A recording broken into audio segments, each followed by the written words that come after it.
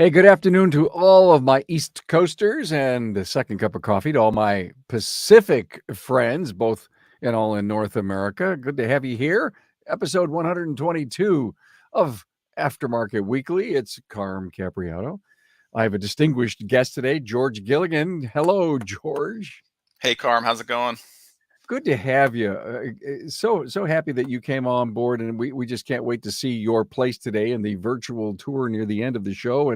But in the meantime, just a little bit before that, George and I are going to talk about his satellite location, his new satellite location, which I'm really excited about. So we're on YouTube, we're on all these great channels. So I'd love to show a picture of George's place that we're going to go and see. Now, this George is only Revolution Motor Works in Finksburg, Maryland. This is the main location, right? This is the main location. Yep, The the main original. location. How cool is that? Mostly Euro, or are you all makes all models? Mostly Euro. That's our specialty, but we do all makes and models, kind of to fill in the gaps. Okay, so you won't turn anybody away. No, not really. Not Cool, nowadays. cool. Hey, so look if you're with us on social media, give us a high five and a share, and or if you got a question for George, love to have that. We're coming to you live from the Dorman OE Fix Studios, sometimes called the Carm Cave. And Dorman's got some very interesting training coming up in a few weeks, actually, September 17th and 18th. It's going to actually happen at their headquarters company.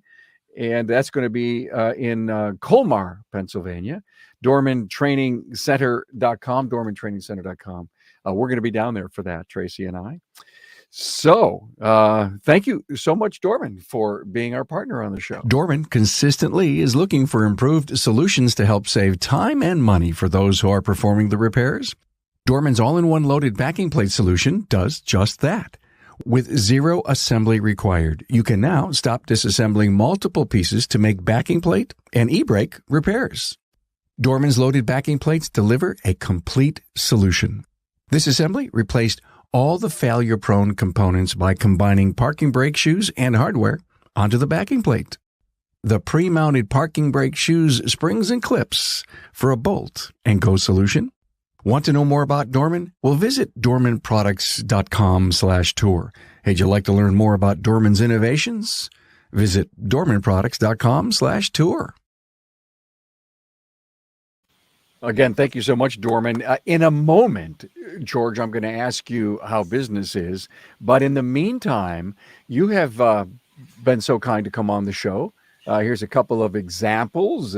Customer amenities with Rachel Spencer and Matt Lockowitzer. You were on with us. That was great. I mean, we were talking about, bathrooms from the Ritz-Carlton style things. So thank you for contributing to that. Yeah, And you're also, welcome. why are we better than the car dealerships? You were on there with John Clusterman and Jake Sorensen. Thank you for both of those. So this Friday, everyone, a very interesting Town Hall Academy webinar with Clint White, Ryan Von Steinman, and Adam Liu. We're going to talk about what should we call DVIs from the customer's perspective. You just don't tell your customer DVI and they're supposed to know. How are you marketing DVIs? Well, let's talk some business. First of all, George, how is business? Business has been good. It's been good this year. It started to slow down a little bit. It always does that this time of year. Our schools go back today. My kids went back today. But yeah, lead up to September has always been kind of a slowdown for us, just for school reasons. Yeah, they're spending money on back to school, focusing on other things, and frankly, the last ditch effort to get on a vacation for the summer, right? For sure. Yeah, there's last minute Yeah. Labor Day vacations. Well, I still think it's going to be extremely busy. So you put up, we're going to see a tour of a great video tour, I've been told. And I think everyone knows on the show that I don't see the tour until the video plays, which is really kind of exciting for me, is that I'm seeing it for the first time, like our viewer and listener is. You put up, you decided, hey, listen, we need some more space. Right. And you found yourself a satellite. It was a little over a year ago, beginning of 2021, we were busting at the seams. Like, we had no space. We were turning people away because we didn't have anywhere to do the work. And there's a building attached to the back of our building now, and we are kind of hoping that the guy there was going to leave so we could take over the whole place. And he decided at the last minute to re-sign his lease, so we were kind of like stuck. And where we're at now is a great location, so we didn't want to lose this spot, but it's just the space is just not there, and we couldn't really build on it to expand. It wasn't ours to do that, and we didn't want to invest the money in that. So we're thinking about what to do. Do we leave? Do we find a new place? And there was this diamond in the rough, we could call it, across the street that we had been driving by for a year with a for lease sign, but it was a dump. And we finally scheduled a meeting to kind of go check it out just to see what it was all about. And wow, it was a dump, is all I can say. But the place we're in now was a kind of a dump when we got here, but we saw the potential in what it was, and the sweat equity put into it. That what made it work for us. So I have to clarify the diamond in the rough piece. You made it a diamond in the rough. Well, it was a rough that we made into a diamond. Yeah, yeah. We sat on that diamond that coal for a long time to make it a diamond for sure. We could see the potential in it. Is probably what I should have said. It was, to say the least, rough. We had a lot of negotiations with the landlord to get them to clean up some of the mess and the leftovers that were left from the previous tenant that had been there for 20 years. Oh boy. So that was definitely a lot of work, negotiation. And then once we even got in there, it was still a lot of work. We had to rewire the whole building, all new electrical. I mean, when they left, they had cut wires off and just bare wires hanging out of the wall. So we couldn't risk, we couldn't risk any kind of safety issues. So we upgraded the whole place electrically, put new lighting in, outlets. So I'm obviously. assuming, George, the landlord worked with you on this. I mean, you made it the way you wanted it, but they paid for it? They cleaned it out, paid for it. Then we had a deal for some of the kind of rent back. We Okay. did the work. They gave us Yeah. free rent in return to kind of get us up to speed. So, we did work. We worked with one another best we could. And be honest, the price that we're paying for, not only is it, quarter mile less down the street from us, it's on the opposite side of the road, but still a main road, still a main thoroughfare, great location. So we could move the whole operation over there and still have a great location. So the amount of money we're paying was just, it was kind of tough. Like we kept the rationale was, it's still a great deal. Why not just do it? Got it. And it's so close, and you needed the room, and you're a busy shop. And sometimes we're always faced with how do I put more productivity through my building? Listen, there's a lot of ways to improve that. Your choice was, let's go to another place. Now, are you putting all kinds of work there, or just mechanical, diag work? What's going on there? We're doing everything there, but we are doing a lot of the bigger stuff, engine jobs, because we have more space there. The shop now is kind of small, a little bit claustrophobic. If you're pulling an engine out, you're banging into the wall behind you, and there's not a lot of room to move. So, if we do have a bigger job, it's going over there. But they still do diag and everything else over there as well. But that is our hub for the main big stuff. How many techs are there? Right now, we've got two. We've got 6 bays over there. But we have a new technician that just started today. He's actually, the way we're doing it is we're starting the new techs at the main location, kind of keep them close to home, keep them close to the advisors, learn our processes, learn our inspection process. And then once he's comfortable, probably a month or so, depending on how they progress, then he's going to go over there, and that's going to be his home because we have the space over there. So give is him that your ideal 3 techs, 6 bays? 3 to 4. Okay. That we're thinking 2 bays per tech is pretty good. But at the same time, depending on how efficient they are, but as a technician, having 2 bays is great. But at the same time, as a shop owner, you kind of need to make the most of the space available. We don't want to Yeah. have cars just sitting in there, just kind of hanging out. We want them to be busy. But yeah, 3 to 4 techs max. There wouldn't be any more than 4. Do you have a full-time parking lot shuttle attendant in order to make all this work? We've talked about that. We've talked about hiring a kind of a valet or some, so to speak. They could drive customers, they could drive cars, parts, but we're not right there yet. The way we're doing it now is we've got 2 advisors. they're taking turns kind of shuttling parts as the technicians come back from a test drive, or they're done with the car, they bring it back to the main spot. They'll take a car back with them. They'll take, we have bins that and you'll see on the video, we have bins that we put the parts in for across the street, and try to be as efficient as we can with the transport. But sometimes it is me jumping in the car, driving it over there with some parts in it, oil, what have you, to make it work. But down the road, yeah, we're going to have somebody. I know a lot of guys that do have close by locations where the overflow is going. And when they order parts in, I think, a ship to location on their ticket, they would like annex to, or, or the particular name of the place. Wouldn't your parts people be delivering to that store or that location? Depending on the vendor. So we do a lot of World Pack since we're an import. We've tried it, and it seems to always go to the wrong spot. They've told us, well, the best way to do it is to create a new parts account, but the advisor has to switch accounts, and then the advisor forgets to switch accounts, and then the parts come back to the main spot. I see. So we've tried it. It's been some confusion. We're trying to streamline it. That is on the radar as well. But we're a Napa Auto Care as well, so our Napa will deliver there. But some of the import stuff, we really don't use Napa for that.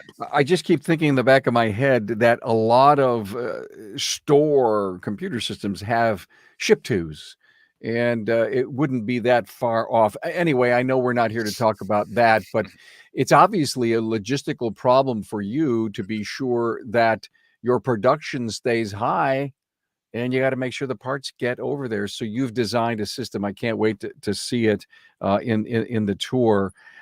Encourage anyone who can find themselves a location. Going to be a lot less money than starting from total scratch, right? For sure. Now, we had thought through a lot of these obstacles, and we thought we had figured out the best way. But sometimes, you can have a plan until you put it in place and say, oh, yeah, we need to modify this, that. The biggest obstacle we found is we don't want our technicians driving around looking for cars and parts. That's not their job. They're not efficient doing that. So I would keep in mind, you definitely have to think about the logistics. Like you said, it's the number one issue we've had is logistics. Yeah, it's a lot less overhead and you have more space, but you got to get the cars and the communication factor. When you're a bay away is one thing, but when you're across the street, communication between techs and advisors can definitely take a hit. So using Slack, using text, that's how we've overcome that. The phone sometimes is tough because the advisor's on the phone with somebody else and the tech's trying to call them. They're getting mad that they're not answering the phone, but send them a Slack message and it pops up in front of them while they're working. So, communication's a big obstacle as well. Well, there's a great takeaway, a nice little tool for the shop owners that are listening is Slack. We use Slack in my company. It is a great way to stay in touch. There's so many things that Slack can really do for you. So if you've got a big organization, even if it's a single place and the owner isn't necessarily always there, and there needs to be transparent communication amongst all peoples or all departments. It's not like I don't own Slack, but it's been really good for us. Hey, thanks for the great advice on satellites. I can't wait to get the tour and get some behind the scenes information. Let's talk about some of the latest episodes that we have done today, Tuesday. Great. Part 2 came out with me, Bob Cooper, and Darren Barney, Customer Perceptions Part 2. This is going to be a well listened to series, Part 1, 2, and 3. Part 3 comes out in a few weeks. Bob assembled some consumers right from off the street and asked them some really interesting and some tough questions, and we've got the answers to all of them. Actually, we can see the video of the answers from the consumers. Matt Fonslow with Dutch Silverstein, Straight Talk to Technicians, is Part 2. Excellent episode. I can't not encourage every shop owner to encourage every technician that they have to listen to this, because it puts a lot of the mathematicals behind running a business into perspective. Hunt Demarest, am I going to be audited? You're going to love this episode with all this thing about the 87,000 IRS agents that have just come out of this most recent bill. Hunt puts it into perspective for you. You're going to love this. And Kim and Brian, is it customer service or is it marketing? Thank you for always supporting the podcasts. Now, let's jump into your great. Shop tour. Can't wait to see this thing. And here we go. You're going to narrate, and I'm going to watch. All right. Well, this is just a side view in our parking lot. I figured I'd start out there. You can kind of see the traffic going by. Well, you could. Um, we have the Euro colors. We started out as pretty much German only. That's where our background was. I was a technician at the dealer for a long time, so kind of that's where we came up with the plan. We got our key box there. That's been great for after hours pickup. Obviously the key drop through the door. And we'll get a view of our waiting room. We renovated this fully. We got all the amenities, Wi-Fi, TV. We actually added that office in the back there during COVID because we didn't really have the need for a big waiting room. So we added some of these stand-up desks for the advisors. That way we could have our manager in that office back there, not all the way in the back of the shop where I'm sitting today. So they're kind of in the program. They know what's going on. They're up front. I'm going to stop that. I want to. Oh, I brought that back to the beginning by mistake. I'm sorry, Trace. If you want to move that forward again, but I was going to stop that and comment to you on the glass. It just makes it so open. Is that a sliding door? No, it's a normal. Right there is a normal door. We just have it. We keep it open unless there's something going on, a meeting or what have you. Oh, I see it. Oh, okay. Very good. We wanted nice. to keep it open and airy. We didn't want it to close it off. We wanted it to look nice and open. That used to be where our coffee bar and everything was back in the corner there, and just another couple chairs. So we actually condensed the coffee bar up to the front, and you'll see that when we spin around. All right. But we wanted to have the spot for the two advisors and our customer service rep up front in that very first desk. But yeah, right up front here we have the coffee bar and this little snack bar and our branded water bottles in that fridge there. We hand them out. There you go. Nice logoed. I love the water bottles have logos. Yeah, got some just little snacks, just something to tide people over. We don't really have too many waiters anymore. Maybe one, maybe two a day at the most, and they're only oil changes for the most part. So these are for the quick go. Yeah. So going into the front part of the shop, and you'll see it is kind of cramped here. We're going to check out this parts area in a moment when we spin around, but just a little panoramic view. Air conditioned shop, so that makes it nice. It does. And how many deep is the bay on the right? So it's just one bay. So those first two is just one bay. Now that goes deep underneath, and we'll see a little bit. Maybe I can't remember where I walked here. I see it. Okay, you've got access on the other end. Yeah, they're deep bays. We thought about doing. So there's our parts counter. So that first table there is the receiving table. That's where the drivers will bring the parts. And then that rack there in the center, each one of those has a tag for the customer, and we put the parts in the bins for the customer car.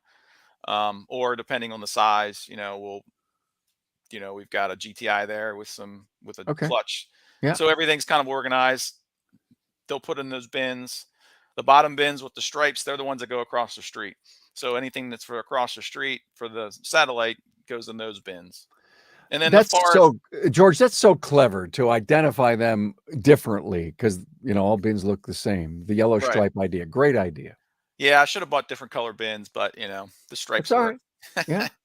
Just we use the digital route board, but we also, a lot of the guys, they like tangible. They like to touch something and move it. When they move it from one box to the next, it's a sense of accomplishment. When they're doing it on the computer, it just doesn't have the same feel. I don't know. So we kind of do both. It's just to keep everybody, they can look at it at a glance and say, hey, these cars have been looked at. These haven't been looked at. Kind of keeps it moving. We've got our alignment machine over there. This looks like the tire utility room. Oh, this is where the this is a diag. Yeah. All the diag tools. We got our special tool cabinets. I think I opened this to kind of like peek in there, but we have a few cabinets with all kind of tools and boxes and the general shop tools. Nicely organized. Yeah. I know where everything is, but nobody else does. So I figured I'd better label it. I just know. So we have our nice road force balancer. We do a lot of the European stuff. So big wheels. We got the Auto 34. No damage, touchless machine. Nice. We feel like we had to invest in the good stuff. Well, if you're gonna work on the high end stuff, you There's have our got to Yeah, have that. for sure. And there's our parts. That's our parts hallway, you could call it. We got Yeah, our filters and stock oil and bulbs and nuts and bolts and yeah, stuff. So yeah. pretty stocked there. Stop the tape. The dealership you worked for before you started your business, was it Audi? Was it BMW? It Would was you? Volkswagen. Okay. And I worked at BMW a little bit, but started at BMW, went to Volkswagen. We have better equipment than the dealer does. Um, See, look at that. yeah, so we have the Hawkeye Elite alignment machine, um, Road Force Elite, so that we have the better stuff than the dealers in our area.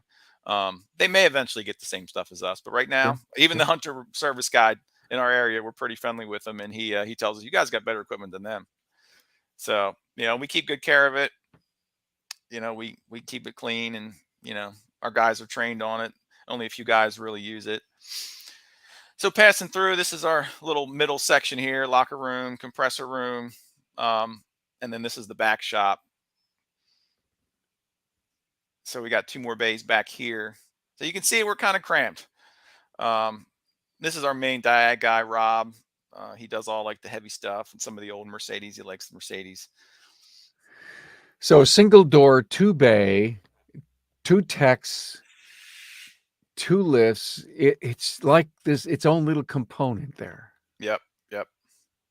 Yeah, the building's built is broken up a little weird, so we kind of had to make a hole in the wall to make it work and put a doorway in. So where we walk through, we actually put that entry into that room, because otherwise you had to go through an office and come around through the other side. Got it. So this is the back. This is our junk collection area. This is a work in progress. We've been slowly cleaning up, organizing back here. Got a shipping container to kind of handle some of the mess. But this wasn't for the video. This was supposed to be cut. Oh, well, No, all I'm right. just joking. I'm just joking. All right, everybody close your eyes. Yeah, that's the dirty behind the curtain. So, are we gonna go out and We're scope out the gonna satellite? Yep, we're gonna hop in my truck and go across the street. So there's Oh, the look at drive. this. Ah, I love it. So we're gonna Uh, pull in right up here. So it's literally like a minute drive, not even a minute. So we have this whole parking lot here, which is pretty big. I think I spin around and give us a parking lot view. nice. We had the building painted. It was like the ugliest yellow you've ever seen. I don't know why you would paint a building yellow, but we painted it the same color as our other building. Got a Well, big parking lot. there's a productivity stopper that just pulled in. Yeah, that's for sure. Nice color on the building. Really? Is that a gray? Yes, it's like a dark gray. Yep. So Wow. I go into the other corner here, but this is the new place. We polished the floor, sealed it, polished it, painted the ceiling, painted the walls. I mean, look, as a technician, you want to work in a really nice place, and I thought, and my feelings is, let's make this the best possible shop we can make. If we're going to try to get technicians from the dealership, let's make a shop that's better than the dealership. We have air conditioning. We have 2 air conditioning units in there. The guys keep it at 69 degrees. It's a little bit spoiled. I walk in there sometimes, and you got shorts on, you need to get a little chilly. But we have multiple extended height lifts, so we can work on the taller vans and sprinter vans and things like that. 12,000-pound lifts, LED lighting, garage door opener. They got an app on their phone. When they pull up, they can hit that on their phone, get the door open, so they don't have to hop out of the car. So really wanted to make it a nice place. We got a floor machine that does wonders. That you'd be surprised how spoiled guys get after they get a floor machine, because mop and bucket's one thing, but you get a floor Zamboni, as we call it. Yeah, I know. We've done a show on if you will, the floor Zamboni Yeah. and the importance of them. So we got a little equipment area there, and we also have a smaller inventory over here of the essentials, filters and oils and such. We didn't want to duplicate everything we had, but we close to have everything duplicated. Um, but a lot more space to breathe. Um, just a general nice shop to work in, I feel like. It is nice. So this is the unfinished part. We've been waiting for this for it's been a year with permitting and such. So this is going to be our conference room and my office. I'm kind of been kind of put out on the street here. I don't really have a place anymore. I have an office at my house, but I got kicked out for other employees to have a space. So this will be my office here once we get the final permit. Um, What's holding you up? The permit? Is it electrical inspection? What's the issue? so I had to get full architectural drawings. That took 6 months to get through and approved. Then it's just the little things. Like I'm waiting for a door now. It's going to be a 6-week wait for an exit door. It has to be a ADA accessible door. It has the push bar on it. And that's going to be, I'm thinking I'm 2 weeks out before that comes in. So it's just been little things the contractor wasn't aware of. The building department in our area has been sued recently for poor inspections. So they've been extra diligent on their inspections, Yeah, they so to speak. tightened up. Sure, they did. Yeah, beautiful, beautiful shop. You and your team need to be so proud of this as an annex, if you will, a satellite to your main place. And to your point earlier, if we had to run a business out of here, it would be more than adequate. Right. And it's right on the main road, great location. It's a win-win situation. Yeah, we're leasing, but we weren't in a position to buy, didn't really want to move to a new position. So it just made sense for us. So managed correctly, George, you're going to double your business. Oh yeah. We had 5 bays, and one of those bays is a alignment rack at our existing location. So we've more than doubled our capacity. Yeah, It's just now is finding the technicians that fit our culture to yeah. work there, and those little barriers, communication, logistics of cars. I mean, that's really it. Do you have enough throughput, enough customers, enough sales, marketing initiatives going to keep them full? Our issue has been staff. We've kind of had to hold back on the throttle because of staff. So we don't really know our full potential yet. Like I said, we hired a new technician. He started today. So, and he's experienced on the Euro cars. So we're hoping in the next couple months, we're going to be running full steam ahead and we have another technician kind of in the works. So, we're getting all the pieces finally falling into place. It's taking a little bit of time, but it's falling into place. George, is finding a Euro tech harder than ever? Oh, that's the worst. It is the worst. It's a needle in a haystack. Even if you've worked at a dealership at a Euro shop, say you worked at BMW dealership and you're the top tech, that's all you ever worked on is BMW. So then you're going to come here and we work on Audis, which are, yeah, they're Euro, but they're a different breed than a Yeah. BMW. Different, and you get BMW guys that don't want to work on Audi. So, and then Mercedes, and then Volkswagen, and then everything else that's thrown in there. So to get somebody that's comfortable and willing and able to learn and thrive on these not all makes and models, but the all Euro makes and models is difficult.